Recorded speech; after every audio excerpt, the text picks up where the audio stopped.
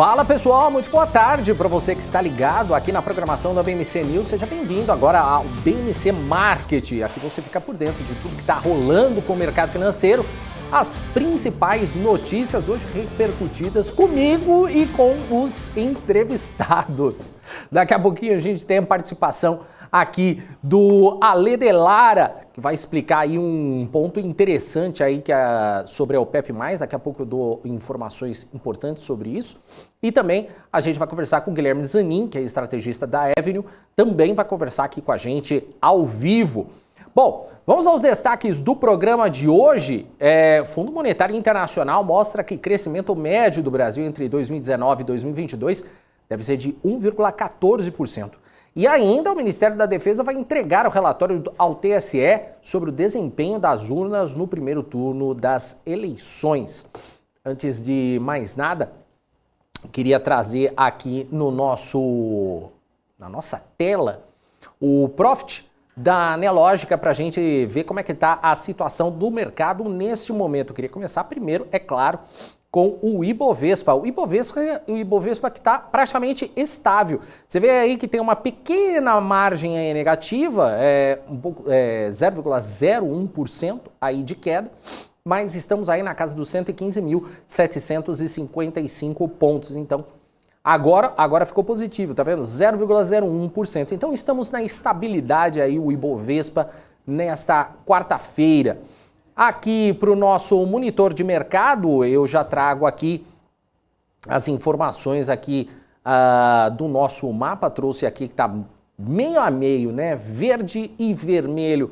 Aqui na parte de consumo cíclico, a gente vê aqui Idux caindo mais de 7%, 7,87%, Americanas com 7,33%, agora 7,27%, Magazine Luiza com 5,32%, Via caindo 4,69%, Soma 3,79%, Cogna com 2,35%, Ezetec com 2,15%, CVC com 1,98%, Cirela com 3,12%, Alpargatas com 0,72%, Lojas Renner aqui caindo agora 0,64%, Arezzo com 0,80%, aqui subindo a gente tem Localiza com mais de 1,61% e MRV também aqui subindo 1,89%. Eu queria trazer a parte de petróleo, gás, biocombustíveis, porque a gente tem nesse momento 3R Petroleum subindo 5,38%, agora 5,41%, Petri 3 subindo 2,38%, Petri 4 agora 2,13%, Prio agora com 2,08%, Vibra com 0,66%, o grupo Ultrapar aqui com 0,38%, e aqui nesse cantinho que a gente não consegue ver o nome aqui é a Cosan que está agora subindo também, pouco, mas está subindo, 0,06%. Para finalizar aqui, trazer aqui a parte de tecnologia da informação, Melius caindo agora 3,54%, Localweb aqui também, aqui ao lado, 2,88%, TOTUS aqui nesse cantinho direito aqui da sua tela, caindo 0,85%, e aqui embaixo aqui, subindo, positivo, agora nem eu estou enxergando, não, está subindo, 0,63% subindo neste momento, é isso aí. Vamos ver, queria aproveitar aqui, enquanto eu abro aqui, que eu não abri, queria ver como é que está o dólar agora nesse momento, deixa eu ver aqui, abrindo, eu dei uma atualizada aqui na tela, alta 0,79% o dólar, estamos na casa agora dos R$ 5,29. Antes da gente chamar o Ale de Lara, queria trazer uma informação que a Paula Moraes trouxe logo pela manhã, mas que vale a pena a gente trazer aí para uma explicação melhor. Porque olha só, as novas medidas do Grupo dos 7 para limitar as vendas de petróleo russo a um preço baixo, forçado aí, não serão replicadas contra os produtores da OPEP, cujos planos de cortar a produção irritaram os países consumidores, segundo disse um funcionário do Tesouro dos Estados Unidos à agência de notícias Reuters. Washington comunicou aos representantes da OPEP para tranquilizá-los sobre os limites de seus planos. Os comentários eles podem ajudar aí a aliviar uma briga entre os Estados Unidos e a Arábia Saudita, o maior exportador de petróleo e líder de fato da OPEP, sobre o que Washington vê como uma colaboração com a Rússia para privar os mercados de abastecimento no momento em que uma recessão global se aproxima. As tensões aumentaram então entre os países consumidores, como os Estados Unidos, e os produtores de petróleo, sobre a política de produção de acordo com essas fontes, então, dizendo a Reuters que a raiva da OPEP com o plano de teto de preço estava entre as razões de sua decisão de cortar a produção. Bom, quero trazer então aqui ao vivo o Ale Delara, ele que é Head de Commodities da Inside Research e também apresentador aqui da BMC News. Ale, muito boa tarde, seja bem-vindo. Olá, Daniel, muito boa tarde, prazer falar contigo, hein? Opa, obrigado, sempre bom falar contigo, Ale. Na realidade, Ale, eu queria que você explicasse essa situação, porque criou-se aí parece que uma situação tensa aí agora entre a OPEP, a Rússia. Eu queria que você mastigasse um pouco para a gente e explicasse essa situação. Daniel, a Rússia é um dos maiores exportadores de petróleo do mundo, isso é notório, todo mundo conhece o potencial que a Rússia tem. Ela produz em torno de 15 milhões de barris por dia, ou produzia 15 milhões de barris por dia, essa produção acabou caindo agora, porque eles perderam muito da tecnologia de produção, então grandes empresas como a Halliburton, o Schlumberger, acabaram saindo do país por causa da invasão. E ela exportava em torno de 30% dessa produção, 5 ou 6 milhões de barris de petróleo por dia. E depois da guerra tem sido uma das únicas exportações que tem fluído de uma maneira relativamente normal, que leva dinheiro para o país. Então, continua havendo financiamento ao país e o presidente Putin consegue investir esse dinheiro na continuidade da guerra. O que os Estados Unidos e o G7, junto com o G7, eles estão tentando propor é colocar um teto de preços para o petróleo russo em $70.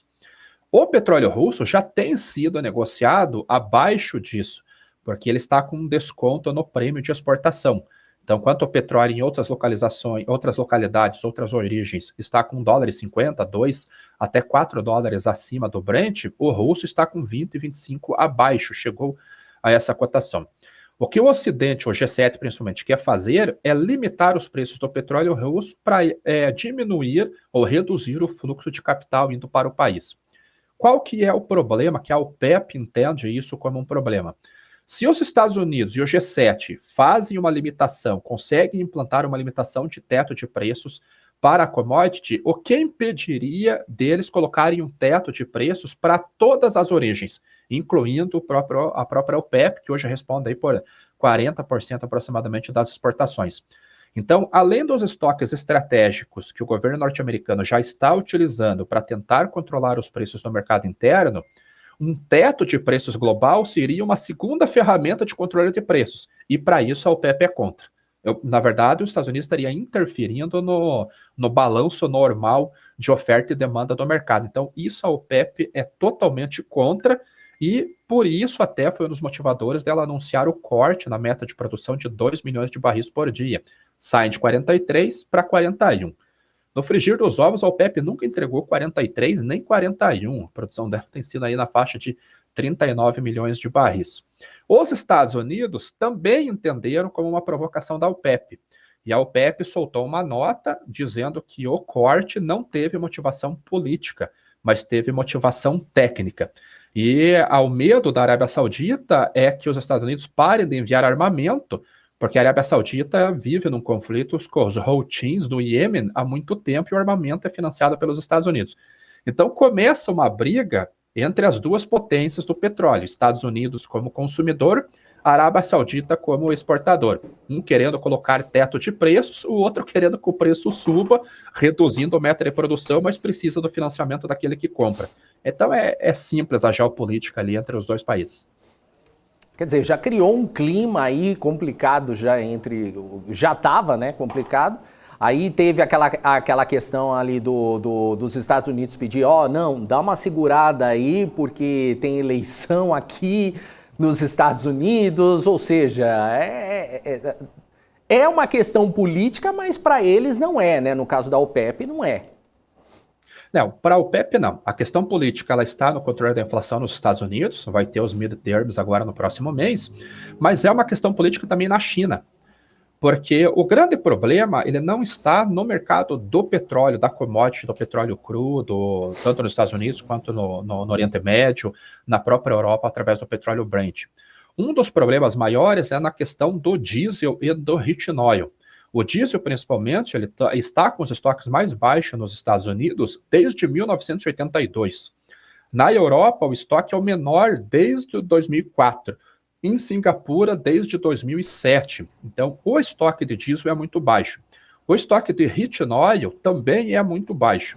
E nós estamos iniciando a sazonalidade de alta, de maior demanda por essas commodities, que é justamente para o diesel. O Black Friday, que acontece em novembro nos Estados Unidos, e o Natal também, em todo o mundo.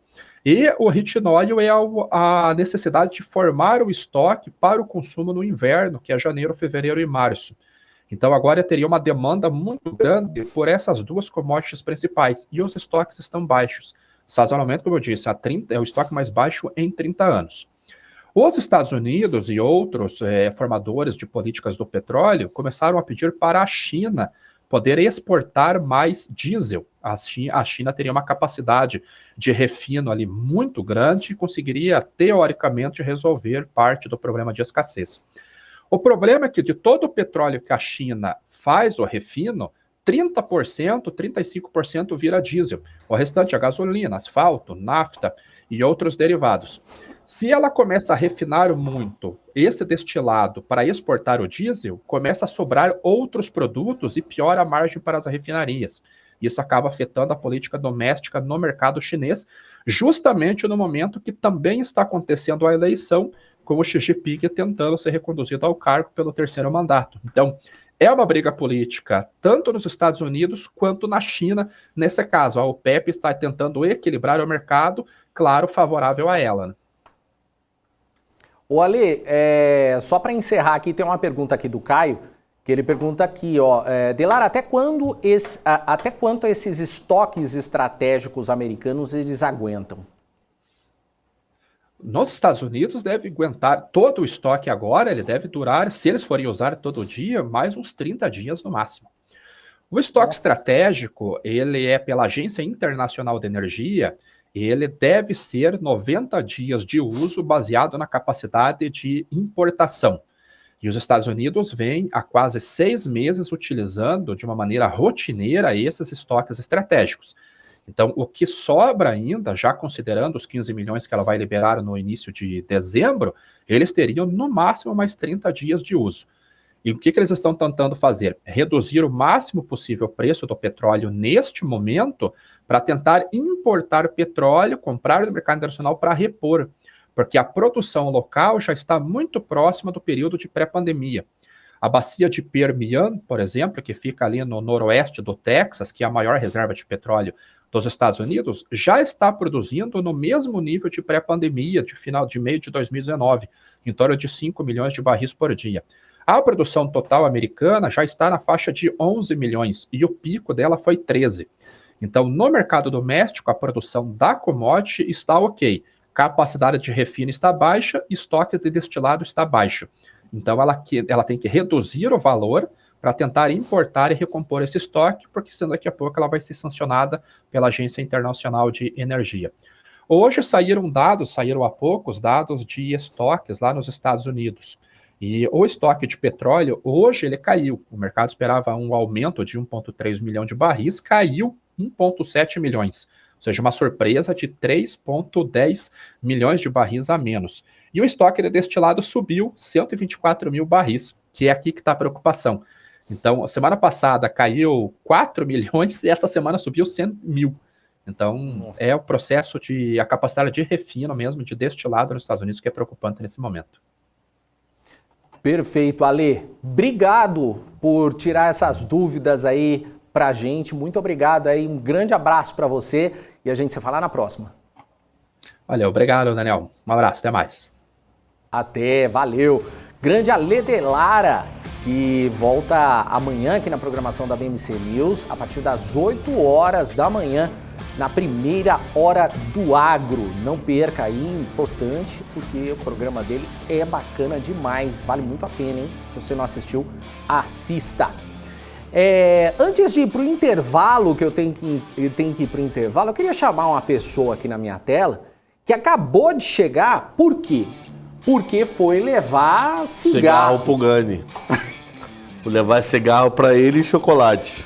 Por isso que você atrasou. Aí eu atrasei, na saída eu só escutei assim, STF. Aí depois eu fui ver que era a placa de um carro, mano, deu um cagaço do caramba, mano. E o Gani tá bem? Tá bem, tranquilo, tá ficando barbudo. Puxa. Tá andando meio de lado, mancando uma perna, não entendi. E tá meio barbudo, mas tá tranquilo. Caindo o nível do programa. Só por causa disso, Cabral, traz aí o intervalo. Ao estilo Gani? Ao estilo Gani. Cadê só eu? Anda, mulher! Quem é que tá ali? Tá com ela ou tá com o jovem aprendiz? É o jovem aprendiz. Tá com o jovem aprendiz. Que cabelinho na régua, tá com a mão na cintura só orientando. Ela que é sócia, vai te comer nos porros, fica de gracinha. Pessoal, vamos pro comercial. Tá doendo a minha cintura?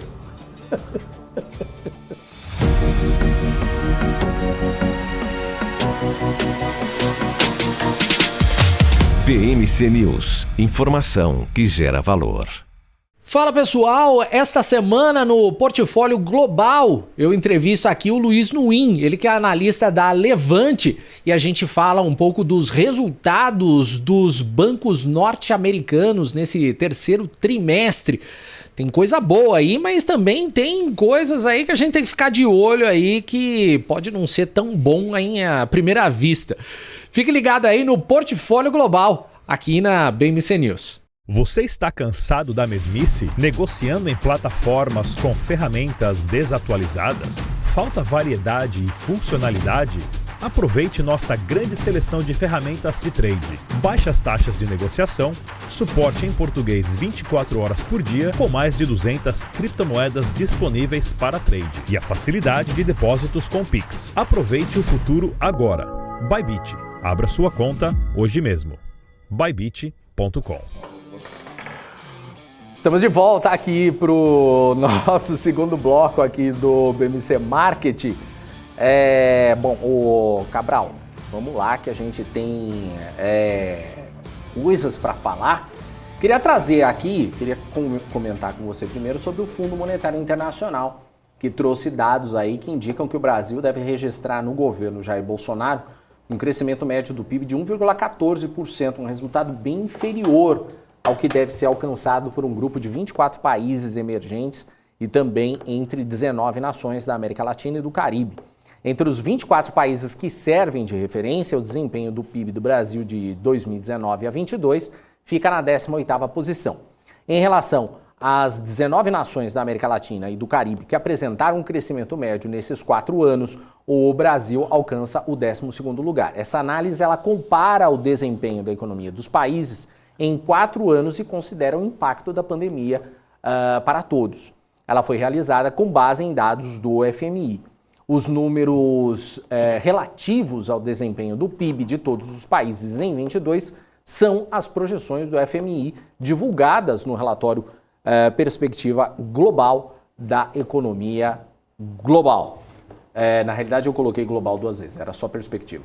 Mas enfim, ô Cabral, o que você achou aí? Eu queria ver os números por dentro de cada país e entender como é que já estava o embalo antes do Covid. E não tem essa... Para poder ver como se ele já estava embalado maior antes do Covid, se não estavam. Mas nesse caso significa que o FMI acha que o Brasil não fez um bom trabalho durante a pandemia? Olhando números, sim, mas não dá para afirmar, concluir nada da minha parte. Porque eu não sei como é que eles estavam andando antes. Se eles já estavam andando mais rápido, mesmo com queda, uma queda menor, porque o voo já estava mais alto. Eu não sei como é que eles estavam em 19. Então, putz, é complicado afirmar alguma coisa sem entender como é que estava cada país desse em 19. Fica difícil ficar solto o negócio. de saber o que rola, né? É. Agora, saindo um pouquinho dessa questão de números, uma das notícias de hoje aí, eu queria que você comentasse também com a gente, que o ex-governador de São Paulo, João Dória, anunciou desfiliação do PSDB após 22 anos no partido. Ele disse que encerra sua trajetória partidária de cabeça erguida. Ele que venceu esse ano as prévias do PSDB para disputar a eleição à presidência da República, mas depois acabou recuando e desistiu da candidatura. No fim, o partido acabou indicando a senadora Mara Gabrilli para compor a chapa com Simone Tebet, do MDB, à presidência. Até que ele demorou muito para sair do PSDB, Pra mim né? ele ia sair, ia ficar aquela função inútil lá. Não esperava a saída dele, não. Sério? Eu achei que ele ia sair no primeiro dia que... Pra mim ele ia ficar filiado inútil lá, sem nenhuma importância, sem de nada. Porque o PSDB tá mega rachado, né? Não, Tem PSDB do próprio estado que cada um apoia um candidato. dá a entender muito nessa decisão do PSDB que o PSDB acabou, né? Do mesmo O PSDB virou nanico.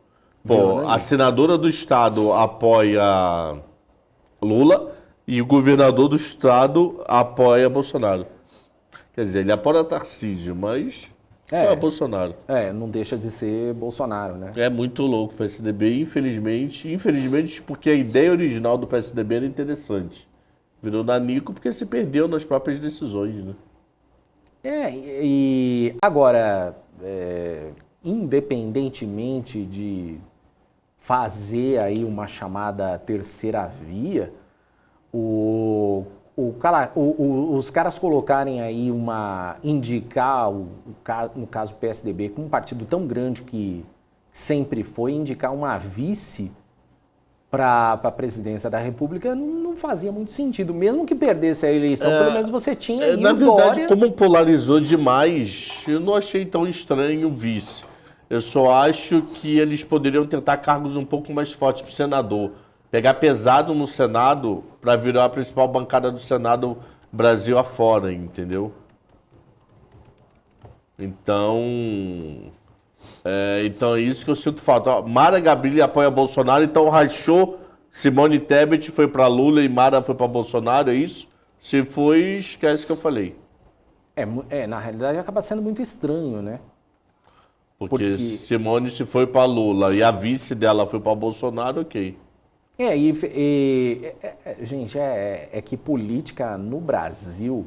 Qualquer lugar do mundo deve ser, né? Não sei se é só Brasil. O Brasil é mega escrachado, mano. Eu estava conversando agora há pouco com o Luiz Nuin, ele que deu uma entrevista pra gente aqui pro Portfólio Global, acho que vai ao ar amanhã, se eu não me engano. E a gente estava conversando também nos bastidores, assim, sobre essa questão política. E ele falou, parece que o Brasil é diferente dos outros países, mas ele até falou para mim, mas não é. Ele que conhece muito os Estados Unidos e tudo mais.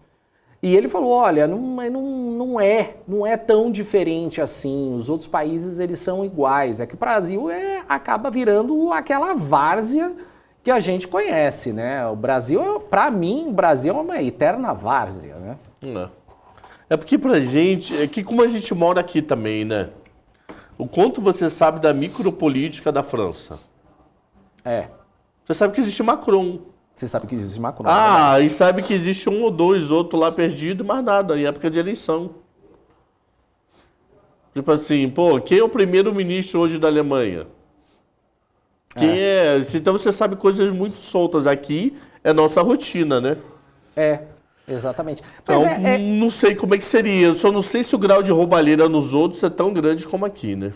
É que nem, por exemplo, eu vi um comentário de uma comentarista mesmo em um outro canal, não lembro agora onde, e ela estava falando que o Brasil tem essa postura vamos dizer assim, de ter a questão de direita e esquerda, mas que o Brasil ele não teve até agora ninguém de esquerda. Por quê? porque ela falou que mesmo quando o Lula e a Dilma venceram as eleições e eles se colocavam como esquerda, eles atuaram mais como direita do que como esquerda. Porque tinha muita coisa de esquerda que não foi aprovado, porque eles eram, na verdade, centro, né? Os dois foram centro, Bolsonaro centro-direita e ele um pouco centro-esquerda, entendeu? Então faltou ali um pouquinho de, sei lá, não sei, me dá a entender aí que realmente tem a ver isso, né, de que parece que no Brasil não tem essa questão, tem ali na briga, mas na hora de ir para frente ali, a coisa muda de figura. O governo Bolsonaro foi bem mais liberal do que o governo Dilma, principalmente. Sim, né? Mas foi centro também, né? Todos foram centro, acho que desde Cabral. Ninguém nunca teve de um lado ou de outro, sempre coisa de centro. Era sempre centro ou direita ou centro levemente à esquerda. Totalmente à esquerda nunca teve mesmo, não. Realmente não dá. Nunca teve um Boulos no poder. O ideal de um Boulos no poder. Você pode não concordar com o Lula, mas compara ideias de Lula e de Boulos hoje e Lula em 89. Se Lula tivesse eleito em 89 para 90, aí nós podemos dizer que tínhamos um governo de esquerda. Sim. Sim. Agora, o cara botou Henrique Meirelles, maluco, como presidente do Banco Central, chamou o cara de Boston para assumir o Banco Central.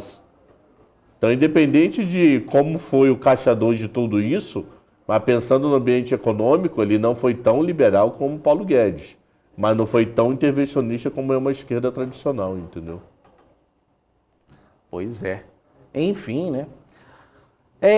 Vamos lá. A gente tem agora mais um convidado aqui no BMC Market. A gente vai trazer agora o Guilherme Zanin. Ele que é estrategista da Avenue, está aqui com a gente ao vivo. Oi, Zanin, seja bem-vindo. Boa tarde para você, tudo bem? Fala, Daniel. Fala, Cabral. Tudo bom? Boa tarde. Beleza. Tudo jóia. A sua câmera parece que quer essa focar, câmera aí? mas essa não câmera quer focar. vai e volta, ele fala, não, o cara é muito lindão, deixa eu preparar a câmera. Ela vai e volta, ela some e volta. Estranho, não sei porquê. Sumiu, voltou. Ela quer focar, mas não quer focar. Mas tudo bem, vamos lá. Ô Zanin, queria começar perguntando para você dos balanços nos Estados Unidos, né? Caiu. Então não vou perguntar nada. Porque se caiu... Internet da Oi. Quanto tá Oi por falar nisso? Será que ela tá ridiculamente caindo? É só cair que já vai pra Oi. A internet da Oi, fácil, mano. Oi, olha, eu não queria falar nada, mas Oi e Claro, né? Ultimamente, Claro também só cai, hein? Pelo amor de Deus. Não, o que eu tô achando ruim da Claro é sinal em rua, sabia, do meu celular. Você usa Claro? Eu uso Claro. Eu antigamente... Minha esposa fica revoltada. Eu usava Oi antes. Eu usava Vivo, aí o pacote da Claro muito mais barato, eu troquei, tadinha, ela fica revoltada. Porque o dela não funciona bem. O Rubão Dantas falando aqui que a Oi Fibra é muito boa. E, olha, A Oi caindo. Tá caindo quanto? A Oi caindo. Quanto? Tá caindo 3,13%, 1 centavo, mas tá caindo. Caramba, já tiveram 7.300 negócios da Oi hoje, mano.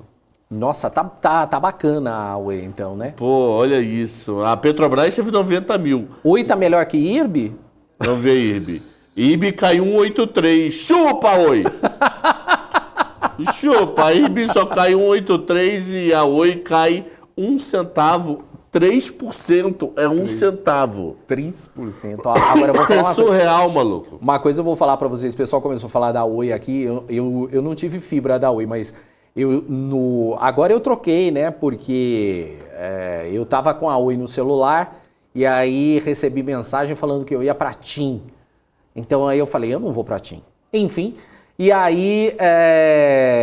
Mas a internet da Oi não tem reclamação, não. Muito boa. Pelo menos na rua, assim, não tinha reclamação nenhuma deles. Era muito bom. Pena que, né, ficou assim, dessa forma. Enfim, ó, a gente conseguiu trazer de volta o Zanin. Zanin de volta aí. Deixa eu fazer uma pergunta primeiro. Zanin, existe no mercado americano uma empresa que nem a Oi, uma coisa ridícula? Tem a Hello? Ai, É o que mais existe. tem várias Hello, ações. é isso? Existe a Hello, Daniel Morales? Ele não se aguenta, Cabral, depois eu que sou que- louco. Ô, Cabral, lembra que depois tu dizia que eu ia comprar a Apple? Acho que Sim, não vai mais, né? tá caindo muito, não deve estar conseguindo juntar dinheiro para comprar iPhone 14 não. Vai ter que comprar na OLX o iPhone 8.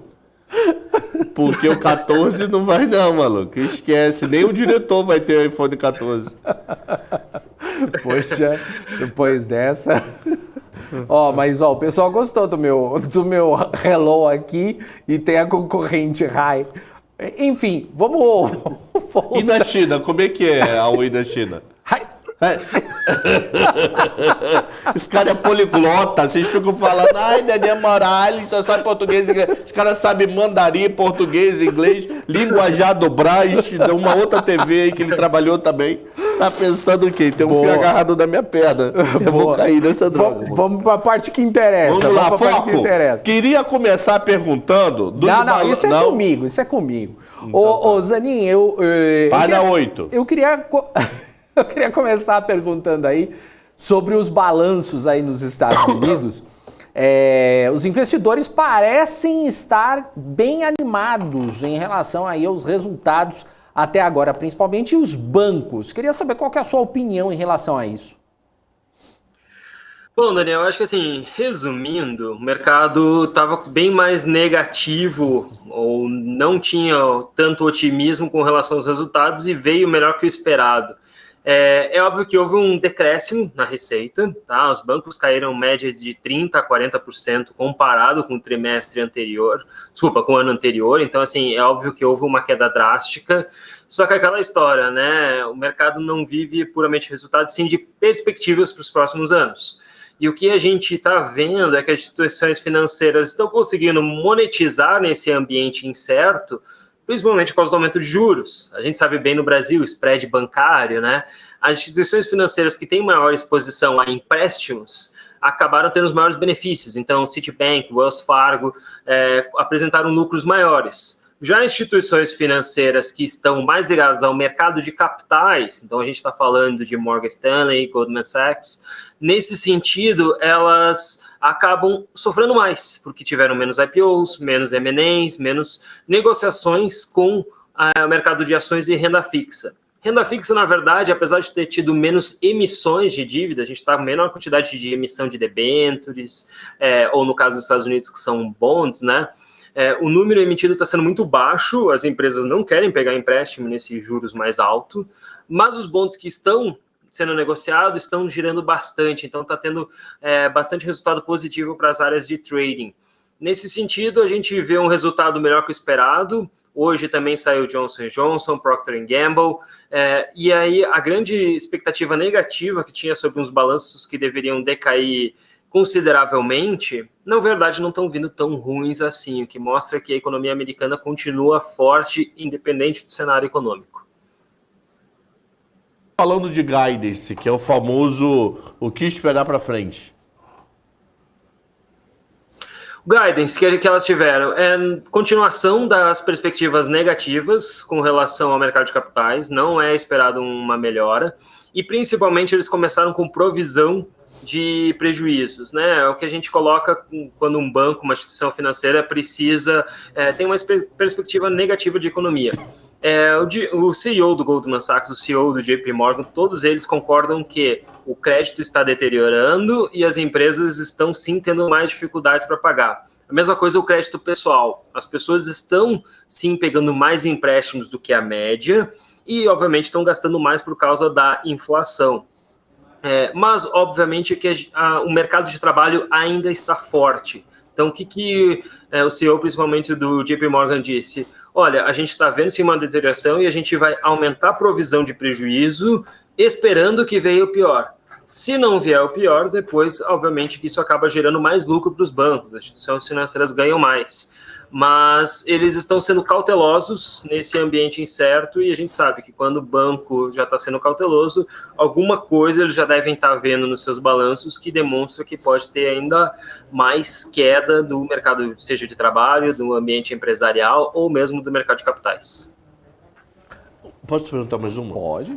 Eu estava lendo por alto, um dos motivos de eu te levar lá no 7:10 da quinta, é que quinta-feira também é conhecido como depois de amanhã, ou é amanhã?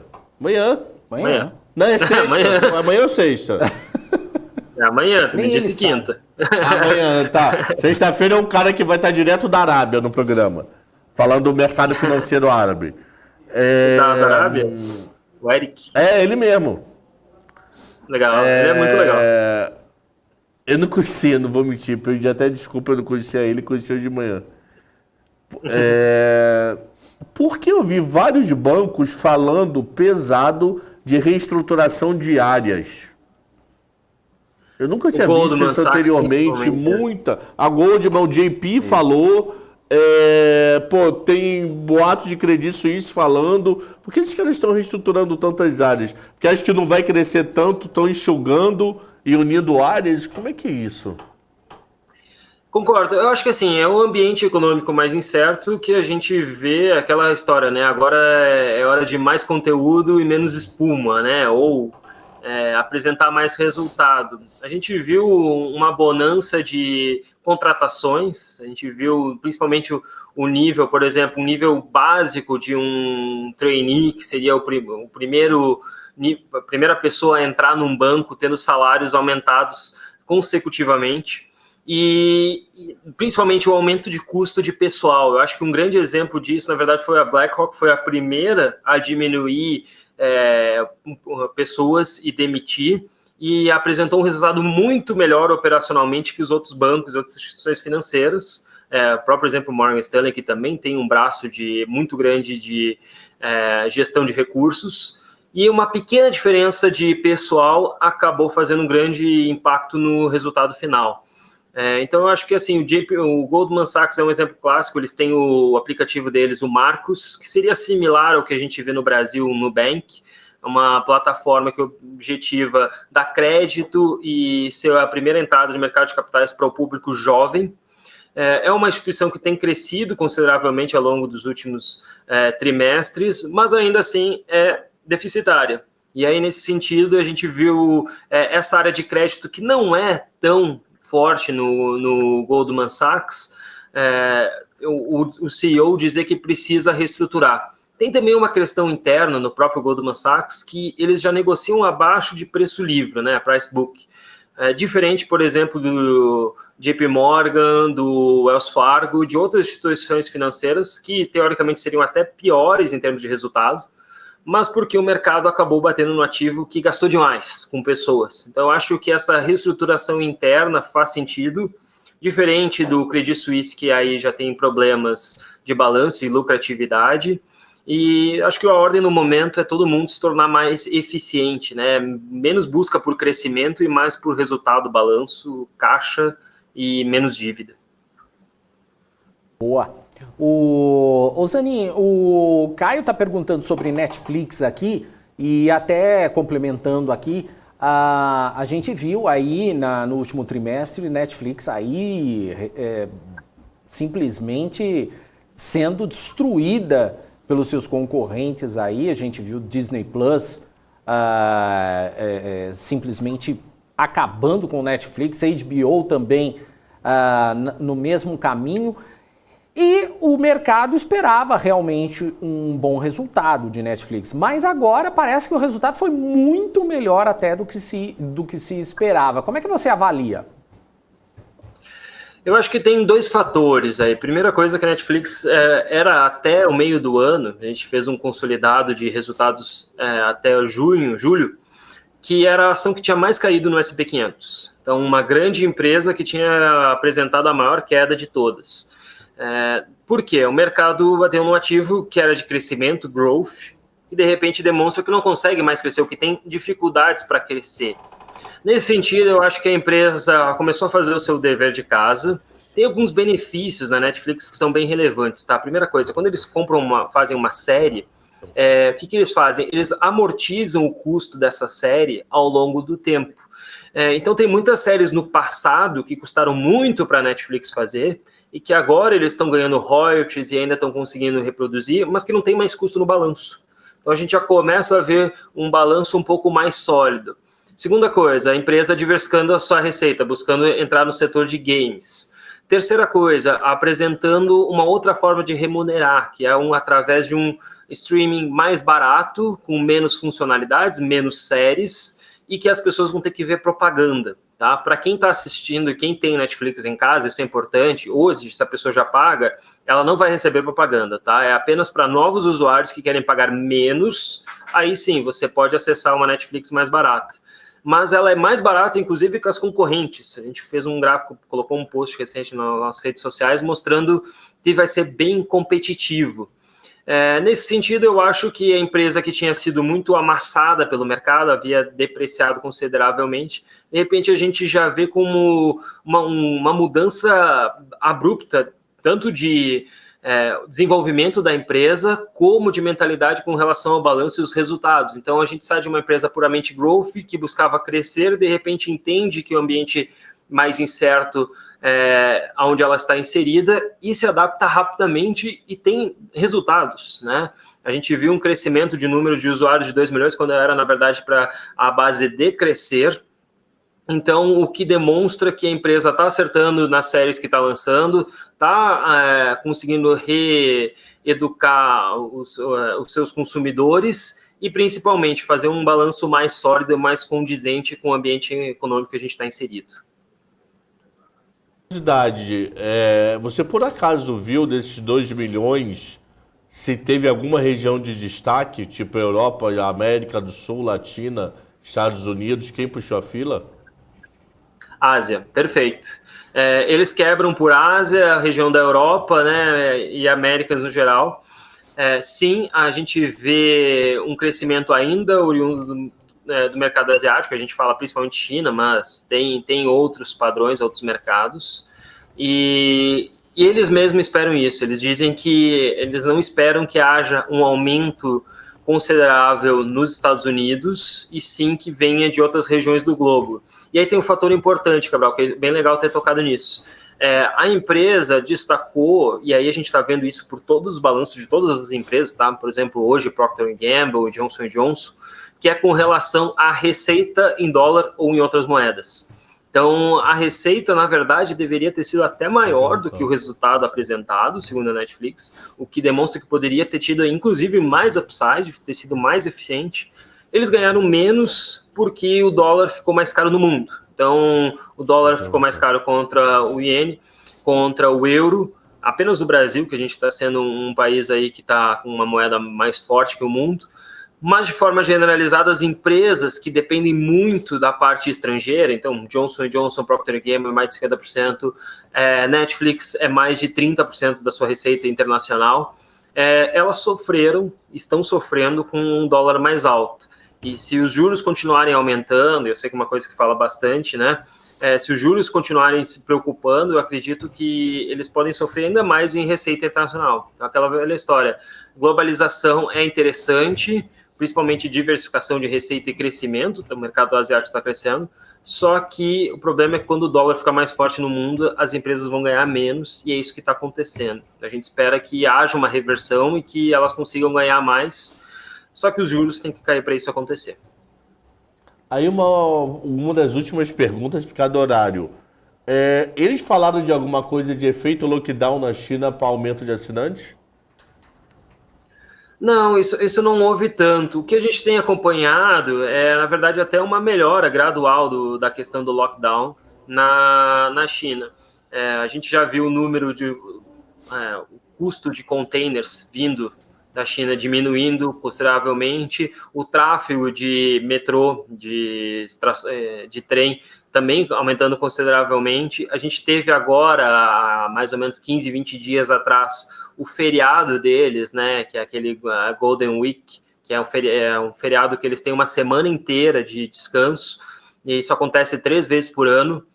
Teve um resultado econômico baixo, mostra uma desaceleração da economia chinesa, mas muito melhor do que no último trimestre. Então, assim, eu acho que o lockdown está sendo uma coisa que está sendo melhorada ao longo do tempo, mas eu não acredito que seja atribuído isso, não. No que eles atribuem, aí, óbvio, a empresa está advogando no nome deles, é com relação às séries que eles lançaram recentemente. Então, a mais recente aquele assassino americano, eles tiveram diversas séries ao longo do trimestre que eles colocam algumas estatísticas para tentar mostrar como eles estão bem. Eu admito que essas estatísticas não são padrão, o que dificulta a comparabilidade, mas mostram números de trends no Twitter ou aumento de pesquisas no Google, muito por causa das séries que eles têm lançado. Me preocupa, eu acho que é um negócio arriscado você depender de bons títulos. A própria HBO está com um título recentemente muito forte. Então, o que me preocupa é que eles têm uma receita muito dependente de grandes lançamentos. E se vier um trimestre com um lançamento não tão forte, isso pode impactar negativamente. E esse é um mal de todo o setor, tá? Muita gente não fala disso, mas é um setor que tem margens baixas e que depende sempre de um lançamento. Felizmente, a Netflix tem acertado para nós consumidores, mas não sabemos se isso vai se perpetuar por muito tempo.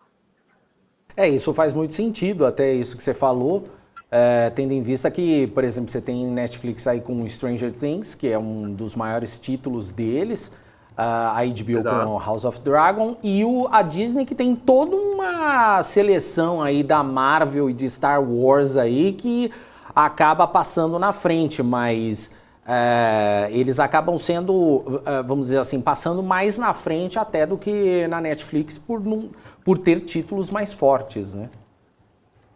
Exato, é que na verdade a Disney também tem uma forma de monetização mais integrada. O grande benefício dela é que eles têm os parques, de repente eles conseguem lançar um filme, uma atração e já junto beneficiam os seus parques, eles ganham royalties com produtos, serviços, e a Netflix ela ainda tem certa dificuldade para monetizar esse mercado, mesmo quando eles acertam na série.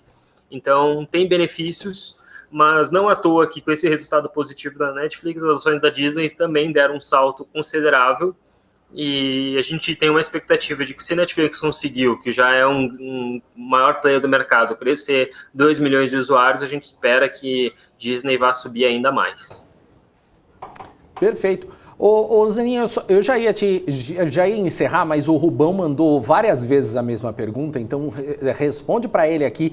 E você tem alguma expectativa para Tesla? Amanhã no 7h10. Amanhã, não, mas primeiro, no 7h10 da manhã, você vai ter pós-resultado da Tesla. Como será o resultado? Agora ele vai dar um gostinho. Ele vai dar o pré. Do que espera. Ele vai dar o Saber pré. o resultado de verdade, 7h10 da manhã, no meu canal, Alexandre Cabral. Mas fala, Rosadinho. Show, verdade. Amanhã a gente comenta, mas assim, em termos de crescimento, é esperado um aumento de mais de 700 mil carros vendidos no ano contra ano, tá? Então, é uma janela, um crescimento de 500 mil para 700 mil, um crescimento significativo. Uma das grandes fábricas deles da China já está operando em capacidade máxima, mas ainda assim eles continuam com o problema de supply chain, eles continuam com o problema de microprocessadores. É esperado que Elon Musk enderece um pouco mais como que ele vai resolver isso, e tem um grande problema que algumas fábricas ainda estão demorando para entrar em operação, né? Eu acho que um exemplo recente, né, eles fizeram o dia da tecnologia deles, tecnologia que eles mostraram um robô, comparado com alguns robôs que a gente já viu no passado, eles ainda estão muito aquém. E o que eu sempre falo, a Tesla, apesar dela ser uma grande produtora de carros, ela virou praticamente a Apple dos carros elétricos, né? Porque todo mundo sabe pelo brand, pela marca.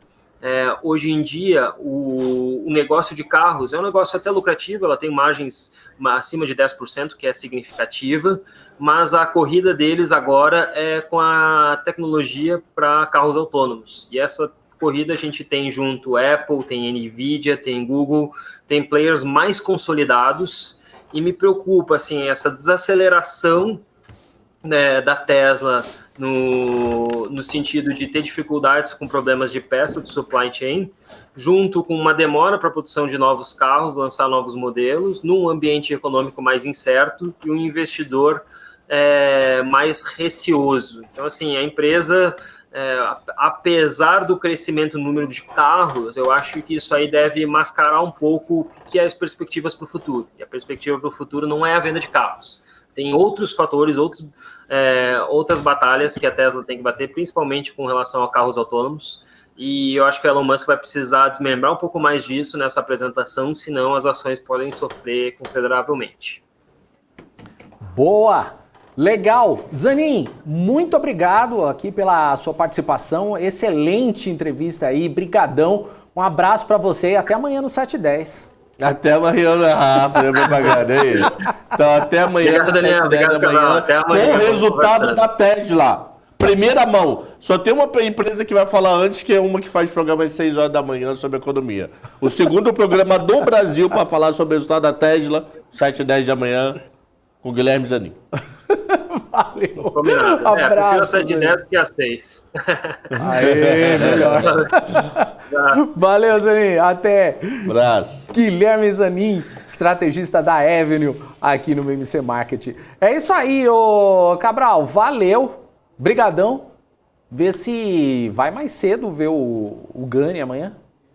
Não, hoje eu não vou poder às 4, aí eu tive que 12h30, não sei o que, era a hora da comida, do almoço deles lá. Aí eu fui visitar, aí tava com problema, não sei o que. Quebraram os chocolates que eu vi pra ver se tinha alguma senha do Twitter dentro. Ele fala e não se aguenta. Deixa eu tirar do ouvido que vão começar a falar do meu ouvido. Aí, é isso. Então eu fui, então hoje eu não vou. Então, pô, legal, tá com a barba, não sei o quê. Então, aí amanhã eu vou daqui. Amanhã eu não vou nem visitá-lo, eu até falei. Porque hoje tá fazendo... Amanhã vocês vão saber o porquê. Não me dá a resposta, por favor. Tá. Que você já sabe. Hoje tá fazendo 10 anos que acabou a novela Avenida Brasil. Carminha, Nina e etc.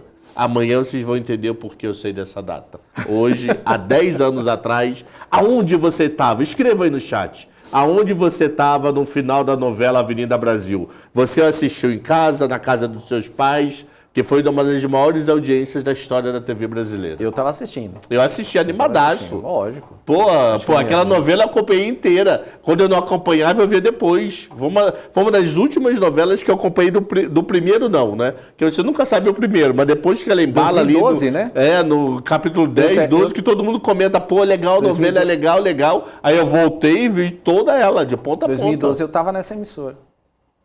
Naquela outra lá? Não, nessa emissora mesmo. Ah, você tava nessa emissora. Porque eu fazia o programa que passava de domingo de manhã. Ah, entendi. Que tem a ver com Delara, né?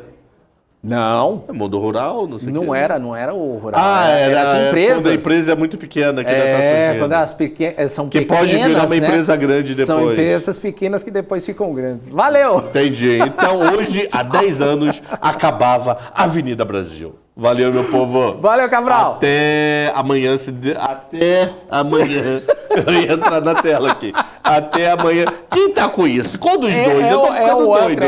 É o menor aprendiz. Tá com o menor aprendiz. Olha lá. O chefe tomando sai bronca, pra passear. tá tomando Que o chefe tá amando. Ele tá tão bonitinho, o Júnior. O Tchau, Júnior ficou o dia inteiro mandando beijinho pra namorada. Beijo você. Ah, agora é você. Ah, Tchau, Cabral. Então Tchau. você. Tira o Cabral da tela. Tchau. Tchau, Cabral. É isso aí, gente. Valeu. O Ramos tá perguntando aqui onde eu encontro a grade de programação da BMC News. bmcnews.com.br. Abraço. É isso aí, gente. Muito obrigado. Ô, Rubão, por favor, pode votar em mim que eu agradeço, hein? Valeu, gente. Um abraço pra vocês. O Market vai ficando por aqui. A gente volta amanhã a partir das 2 horas, mas eu volto às 8h30 no BMC Pre-Market. Você fica agora com Você com Dinheiro, com Rafael Pasquarelli e Felipe Ferreira. Abraço pra você. Até amanhã. Tchau.